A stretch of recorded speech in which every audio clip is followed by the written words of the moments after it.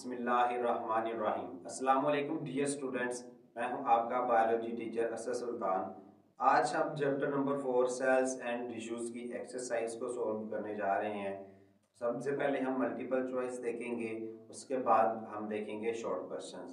तो first MCQs हमारे पास है, विच ऑफ दीज क्लूज, इनमें से कौन सा ऐसा क्लू है, कौन सा ऐसा हिंट है, वुड टेल यू, जो आपको बताएगा whether a cell is prokaryotic और यूकैरियोटिक, आया कि सेल प्रोकैरियोटिक है या यूकैरियोटिक है। द प्रेजेंस और एब्सेंस ऑफ सेल वॉल की मौजूदगी या गैर मौजूदगी। तो हमने देखा हुआ है कि सेल वॉल प्रोकैरियोट्स और यूकैरियोट्स दोनों में पाई जाती है। Whether or not the cell is partitioned by internal membrane, cell जो है उसके अंदर जो है पार्टीशन जो है वो बनी हुई है मेम्ब्रेन्स की या नहीं बनी हुई। द प्रेजेंस और एब्सेंस ऑफ राइबोसोम्स की मौजूदगी या गैर मौजूदगी। तो राइबोसोम्स भी दोनों में मौजूद होते हैं। Whether or not the cell contain DNA, cell में डीएनए होता है या नहीं होता। तो डीएनए प्रोकैरियोट्स और यूकैरियोट्स दोनों में होता है। तो ऑप्शन बी हमारी करेक्ट है कि whether or not the cell is partitioned by internal membranes, के सेल के अंदर जो है हमने देखा था कि प्रोकैरियोटिक सेल्स में मेम्ब्रेन बाउंडेड ऑर्गेनेलिस नहीं होते, यूकैरियोटिक सेल्स में मेम्ब्रेन बाउंडेड ऑर्गेनेलिस होते हैं। सेकंड एमसीक्यूज है हमारी, there are micrometres in 1 millimetre, 1 millimetre के अंदर माइक्रोमीटर जो हैं वो, there are micrometres in 1 millimetre. ठीक है, तो एक जो है वो हमारे पास मिलीमीटर में कितने माइक्रोमीटर्स मौजूद होते हैं। ठीक है, तो एग्जैक्ट ऑप्शन है हमारी 1000, दोनों का जो डिफरेंस है वो 1000 है। ठीक है, माइक्रोमीटर 10⁻⁻6 होता है, मिलीमीटर 10⁻⁻3 होता है। ठीक है, तो मिलीमीटर जो है वो बड़ा यूनिट है, माइक्रोमीटर छोटा यूनिट है। तो बड़े यूनिट के अंदर छोटे यूनिट्स जो है वो मौजूद होंगे। तो 1000 जो है वो इसका एग्जैक्ट आंसर है। The plasma membrane does all of this except, ये प्लाज्मा मेम्ब्रेन क्या होती है, सेल मेम्ब्रेन को हम प्लाज्मा मेम्ब्रेन भी कहते हैं, हमने देखा था। ठीक है, प्लाज्मा मेम्ब्रेन ये सारे काम करती है सिवाय किस चीज के, कंटेन्स द हेरिडिटरी मटेरियल, कि वो विरासती मादा रखती है। एक्ट एज अ बाउंड्री और border for the cytoplasm, cytoplasm के या सेल की बाउंड्री का काम करती है, सही है। Regulate passage of material in and out of the cell, cell के अंदर और बाहर मटेरियल को हरकत करने में जो है वो कंट्रोल करती है, रेगुलेशन करती है। सेमी परमिएबल मेम्ब्रेन का काम करती है, हमने देखा था। Function in the recognition of cell, cell को पहचानने में मदद देती है, तो ये भी ठीक है। यानी हमारा ऑप्शन ए जो है वो ठीक है कि सेल मेम्ब्रेन विरासती मादा नहीं रखती, यानी सेल मेम्ब्रेन में डीएनए वगैरह नहीं होता। फ्लूइड मोज़ेक मॉडल के अंदर हमने इसको देखा था। फ्लूइड मोज़ेक मॉडल के मुताबिक सेल मेम्ब्रेन जो है वो हमारे पास कार्बोहाइड्रेट्स, प्रोटीन्स और लिपिड्स की बनी होती है। यूकैरियोट्स की सेल वॉल के अंदर, सेल मेम्ब्रेन के अंदर जो है वो कोलेस्ट्रॉल भी पाया जाता है। तो डीएनए हमने नहीं देखा कि पाया जाता है, तो ये इसमें नहीं होता। Which of these material is not a component of plasma membrane, again वही एमसीक्यूज आ गई कि कौन सा ऐसा कंपोनेंट है जो प्लाज्मा मेम्ब्रेन का हिस्सा नहीं है। लिपिड्स भी पाया जाता है, कार्बोहाइड्रेट्स भी पाए जाते हैं, प्रोटीन्स भी पाई जाती है, सिर्फ डीएनए नहीं पाया जाता। ठीक है, तो हमारी एग्जैक्ट ऑप्शन डीएनए है। 5 cells wall are found in these organism except for, cell wall किन में पाई जाती है और किन में नहीं पाई जाती है, उसे किन में नहीं पाई जाती। प्लांट्स में पाई जाती है, बैक्टीरिया में भी पाई जाती है, फंजाई में पाई जाती है। एनिमल्स जानवरों, और जानवरों की तरह जो प्रोटिस्ट होते हैं यानी प्रोटोजोन्स, उनके अंदर सेल वॉल नहीं पाई जाती। ठीक है, एमसीक्यूज के हवाले से, is a major component of plant cell wall। ठीक है, the major component of plant cell wall is, पौधे की सेल वॉल का बड़ा हिस्सा कौन सा है। काइटन फंजाई की सेल वॉल में पाया जाता है, हमने देखा है। पेप्टाइडोग्लाइकन, ठीक है, वो प्रोकैरियोट्स की सेल वॉल, बैक्टीरिया में सेलुलोज, सेलुलोज जो है वो प्लांट की सेल वॉल का बड़ा हिस्सा है। सेलुलोज और लिग्निन पाया जाता है लेकिन जनरली हम सेलुलोज की ही बात करते हैं। Plant cells have dash and dash which are not present in animal cells. पौधों के सेल्स में दो ऐसी चीज़ें जो जानवर के सेल्स में नहीं होती, माइटोकॉन्ड्रिया एंड क्लोरोप्लास्ट। माइटोकॉन्ड्रिया दोनों में होता है, क्लोरोप्लास्ट एक में होता है। तो हमने पेयर पूरा जो है वो दो ऑर्गेनेल्स देखने हैं। Cell membrane, cell wall, cell membrane दोनों में होती है। क्लोरोप्लास्ट, न्यूक्लियस, न्यूक्लियस दोनों में होता है, क्लोरोप्लास्ट सिर्फ प्लांट्स में होता है। क्लोरोप्लास्ट एंड सेल वॉल ये सिर्फ पौधों में पाए जाते हैं, एनिमल्स में नहीं पाए जाते। तो एग्जैक्ट ऑप्शन हमारा है chloroplast. Dash D is the membrane organelle structure in eukaryotic cell that contain the DNA of cell। ठीक है, तो यूकैरियोट्स के अंदर वो ऑर्गेनेली, वो साख्त जिसके अंदर डीएनए मौजूद होता है, वो हमने देखना है। Mitochondrion, chloroplast, nucleolus, nucleus. तो न्यूक्लियस के अंदर जो है वो डीएनए मौजूद होता है। Next, ribosomes are constructed in the. Ribosomes जो है वो कहाँ पर बनते हैं? एंडोप्लाज्मिक रेटिकुलम इसके साथ जुड़े होते हैं। न्यूक्लियोइड नहीं है, ये वो इलाका है जहाँ पर प्रोकैरियोट्स में डीएनए तैरता है। न्यूक्लियोलस ये सही ऑप्शन है, न्यूक्लियोलस। हमने देखा था न्यूक्लियस के अंदर एक डार्क स्पॉट, डार्क एरिया जहां पर राइबोसोमल आरएनए असेंबल्ड होता है राइबोसोम्स के तौर पर, यानी राइबोसोम्स बनते हैं। nth MCUs, rough endoplasmic reticulum is the area in a cell where dash are synthesized। ठीक है, रफ एंडोप्लाज्मिक रेटिकुलम सेल में वो इलाका है जहां पर बनते हैं पॉलीसेकेराइड नहीं, प्रोटीन ये बनती हैं। प्रोटीन जो हैं हमने पढ़ा था। रफ एंडोप्लाज्मिक रेटिकुलम को रफ क्यों कहा जाता है? क्योंकि राइबोसोम्स उनके साथ अटैच होते हैं। राइबोसोम्स अटैच होने की वजह से ये प्रोटीन सिंथेसिस का काम करते हैं। नेक्स्ट है, smooth endoplasmic reticulum is the area in a cell where dash are synthesised. Smooth endoplasmic reticulum में क्या चीज़ें बनती हैं? पॉलीसेकेराइड नहीं बनते, प्रोटीन। रफ एंडोप्लाज्मिक रेटिकुलम में बनती हैं lipids, metabolism. Smooth endoplasmic reticulum के डिफरेंट फंक्शंस थे, जिसमें हमने देखा था कि ये लिपिड की मेटाबॉलिज्म भी करवाता है, यानी लिपिड सिंथेसिस भी करवाता है। माइटोकॉन्ड्रियन, माइटोकॉन्ड्रिया की सिंगल फॉर्म को माइटोकॉन्ड्रियन कहते हैं। माइटोकॉन्ड्रियन फंक्शन इन, माइटोकॉन्ड्रिया का काम है लिपिड स्टोरेज नहीं, प्रोटीन सिंथेसिस नहीं, फोटोसिंथेसिस नहीं। लिपिड स्टोरेज जो है वो endoplasmic, smooth endoplasmic reticulum. Protein synthesis ribosome का काम है। फोटोसिंथेसिस क्लोरोप्लास्ट का। सेलुलर रेस्पिरेशन जो है वो माइटोकॉन्ड्रिया का काम है। Hence they are the sites of aerobic respiration। ये aerobic respiration के मकामात होते हैं। Hence the major energy production center, इसलिए ये सेल के अंदर एनर्जी पैदा करने वाले जो है वो मकामात हैं। इसलिए माइटोकॉन्ड्रिया को हम जो है वो पावर हाउस ऑफ सेल भी कहते हैं, क्योंकि रेस्पिरेशन से सेल को एनर्जी मिलती है। The thin extensions of the inner mitochondrial membrane are known as।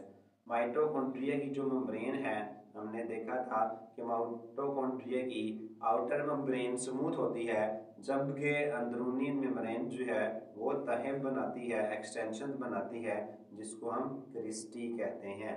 Matrix अंदर का इलाका जितना भी माइटोकॉन्ड्रिया के बैरूनी मेम्ब्रेन से अंदर की तरफ जितना भी इलाका होता है उसको मैट्रिक्स कहते हैं। थाइलाकॉइड और स्ट्रोमा का जो ताल्लुक है वो क्लोरोप्लास्ट के साथ है। क्लोरोप्लास्ट की जो अंदरूनी मेम्ब्रेन थैलियाँ बनाती है उसको थाइलाकॉइड कहते हैं, और क्लोरोप्लास्ट के अंदर जो लिक्विड मौजूद होता है उसको स्ट्रोमा कहते हैं। क्लोरोप्लास्ट फंक्शंस इन, क्लोरोप्लास्ट का काम होता है एटीपी सिंथेसिस नहीं, ये जो है वो करते हैं माइटोकॉन्ड्रिया। प्रोटीन सिंथेसिस जो है वो करते हैं राइबोसोम्स। फोटोसिंथेसिस जो है वो ये करते हैं, तो क्लोरोप्लास्ट का काम फोटोसिंथेसिस करवाना होता है। Which of these cellular organelles have their own DNA. इनमें से कौन सा ऑर्गेनेली है जिनके पास अपना डीएनए होता है? Chloroplast, nucleus, mitochondria, all of these.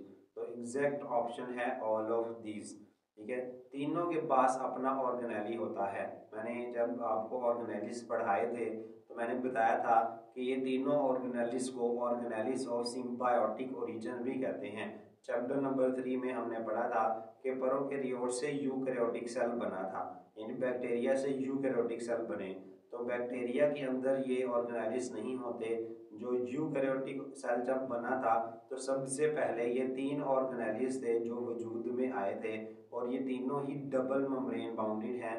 तीनों के पास डीएनए और राइबोसोम्स मौजूद होते हैं, इसलिए ये सेल्फ रेप्लिकेटिंग ऑर्गेनेलिस भी होते हैं, यानी अपनी तादाद खुद बढ़ा सकते हैं। नेक्स्ट जो है वो हमारे पास आते हैं शॉर्ट क्वेश्चंस। शॉर्ट क्वेश्चंस को हम देखेंगे कि शॉर्ट क्वेश्चंस कौन से हैं एक्सरसाइज के। फर्स्ट है state the cell theory. Cell theory को जो है वो बयान करें। Cell theory includes the following principle. इसमें मजीद जो है ये प्रिंसिपल शामिल हैं। इसकी हमने हिस्ट्री भी देखी थी कि किस तरह रॉबर्ट हुक ने सेल जो है वो डिस्कवर किया, फिर उसके बाद न्यूक्लियस दरियाफ्त किया गया, फिर उसके बाद मैथियस शील्डन और थियोडर शवा ने इसकी शुरुआत की सेल थ्योरी की। रडोल्फ विर्चू ने जो है वो इसके ऊपर मजीद जो है वो पॉइंट्स ऐड किए। All organism are composed of one or more sales. तमाम जानदार एक या एक से ज़्यादा सेल के बने होते हैं, यानी या वो यूनिसेलुलर होंगे या वो मल्टीसेलुलर होंगे। Cells are the smallest living things. पहले चैप्टर में हमने लेवल्स ऑफ ऑर्गेनाइजेशन देखे थे, जिसमें हमने सब एटॉमिक लेवल से लेके बायोस्फीयर लेवल तक देखा। सबसे छोटा लेवल उनमें सब एटॉमिक था, लेकिन जब हम लिविंग थिंग्स की बात करते हैं तो सेल सबसे छोटी जिंदा चीज़ें हैं, इनसे छोटी जिंदा चीज़ें नहीं होती। The basic unit of organisation of all organism. तमाम जानदारों की तंजीम की बुनियादी इकाई होता है। Cell arise only by division in previously existing cell. Cell पहले से मौजूद सेल में तकसीम से वजूद में आते हैं।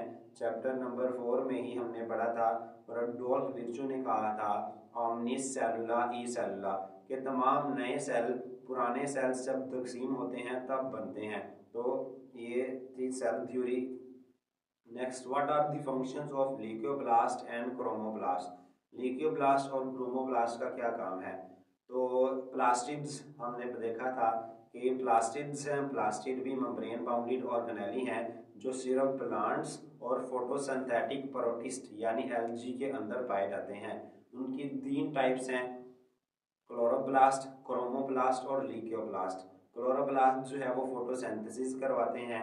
Chromoplast the second type of plastids in plant cells are chromoplast. Chromoplast हैं, they contain pigments associated with bright colour. ये जो है वो शौक रंगों से मुतल्लिक पिगमेंट्स रखते हैं। And are present in the cells of flower, petals and fruits.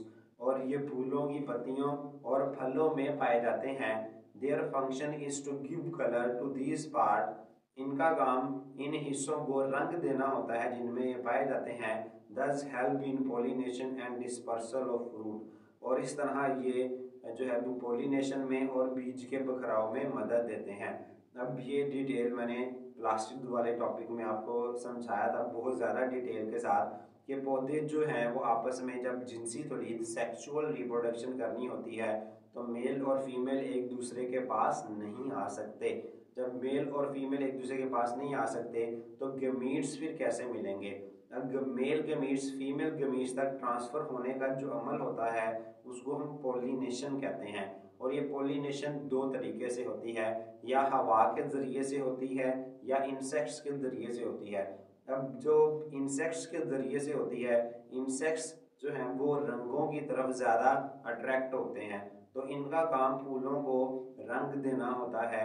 तो फूल इस वजह से क्रोमोप्लास्ट की वजह से अट्रैक्ट होते हैं, जिससे पोलिनेशन होती है और फल बिखरते हैं, यानी बीज बिखरते हैं और नए पौधे बनते हैं। नेक्स्ट जो है वो ल्यूकोप्लास्ट हैं। Leucoplast are the third type of plastids. ये प्लास्टिड की तीसरी किस्म है। दे आर कलरलेस, ये कलरलेस होते हैं। And store starch, protein and lipids. इनका काम खुराक को ज़ख़ीरा करना होता है। They are present in the cells of those parts where food is stored. इनका काम जो है भी उन हिस्सों में पाए जाते हैं, उन सेल्स में पाए जाते हैं जहाँ पर खुराक को जखीरा किया जाता है। तीसरा क्वेश्चन है differentiate between diffusion and facilitated diffusion. दोनों ही पैसिव ट्रांसपोर्ट की किस्म है। ऐसी ट्रांसपोर्ट जिसमें एनर्जी इस्तेमाल नहीं होती। Diffusion is the movement of molecule from an area of higher concentration of area of lower concentration, यानी अलोंग कंसंट्रेशन ग्रेडियंट। मॉलिक्यूल्स का अपने ज़्यादा इर्तिकाज़ वाले इलाके से कम इर्तिकाज़ वाले इलाके की तरफ मूव करना, यानी मॉलिक्यूल्स का ज़्यादा मिकदार से कम मिकदार की तरफ जाना डिफ्यूजन कहलाता है। और यही काम अगर एक प्रोटीन की मदद से हो तो उसको फैसिलिटेटेड डिफ्यूजन कहते हैं। व्हेन अ ट्रांसपोर्ट प्रोटीन, जब एक transport protein move a substance को, शय को हरकत करवाए from higher to lower concentration, ज़्यादा मिकदार से कम मिकदार की तरफ, the process is called facilitated diffusion. तो उस अमल को हम फैसिलिटेटेड डिफ्यूजन कहते हैं। The rate of facilitated diffusion is higher than the simple diffusion. Facilitated diffusion की जो स्पीड होती है वो आम डिफ्यूजन की निस्बत ज़्यादा होती है। डायग्राम के जरिए अगर हम देखें तो अगर दो मॉलिक्यूल सिंपली मेम्ब्रेन को क्रॉस करके जाएंगे, तो अब यहाँ पे देखें तो मॉलिक्यूल ज़्यादा मिकदार से कम मिकदार की तरफ ही जा रहे हैं, तो ये डिफ्यूजन है। अब इसमें प्रोटीन से नहीं गुजर रहे, तो लेकिन मॉलिक्यूल्स अपनी ज़्यादा से कम मिकदार की तरफ ही जाएं, लेकिन अगर उसको एक प्रोटीन, ये ट्रांसपोर्ट प्रोटीन जो है, अगर उसको हेल्प आउट कर रही होगी, ठीक है, अगर उसको प्रोटीन के ज़रिए वो मूव कर रहे हैं तो उसको फैसिलिटेटेड डिफ्यूजन कहेंगे, जो कि ज़्यादा तेज़ होती है। What is meant by hypertonic and hypotonic solution. Osmosis में हमने टोनिसिटी के टॉपिक में देखा था, हाइपर मीन ज़्यादा, टॉनिक मीन साल्ट या solute. A hypertonic solution has relatively more solute, इसके अंदर निस्बतन यानी किसी दूसरे सोल्यूशन की निस्बत ज़्यादा सोल्यूट होता है। हाइपोटोनिक सोल्यूशन, हाइपो मीन कम, टॉनिक मीन सोल्यूट या सॉल्ट, तो hypotonic solution has relatively less solute. Hypotonic solution के अंदर निस्बतन जो है वो कम सोल्यूट होता है। निस्बतन का मतलब जब हम उनको किसी से कंपेयर करेंगे, ठीक है, तो अगर हम देखें डायग्राम में तो हमारे पास यहाँ पर हाइपोटोनिक है और यहाँ पर हाइपोटोनिक, ये क्योंकि अब जो रेड कलर में है, ठीक है, यहाँ पर आप देखें डायग्राम में तो ये रेड कलर में शुगर मॉलिक्यूल है, और शुगर जो है वो एक हमारे पास सोल्यूट होता है। तो इस तरफ सोल्यूट की मिकदार ज़्यादा है तो ये हाइपरटोनिक है, और यहाँ पर सोल्यूट की मिकदार कम है तो ये हाइपोटोनिक सोल्यूशन कहलाता है।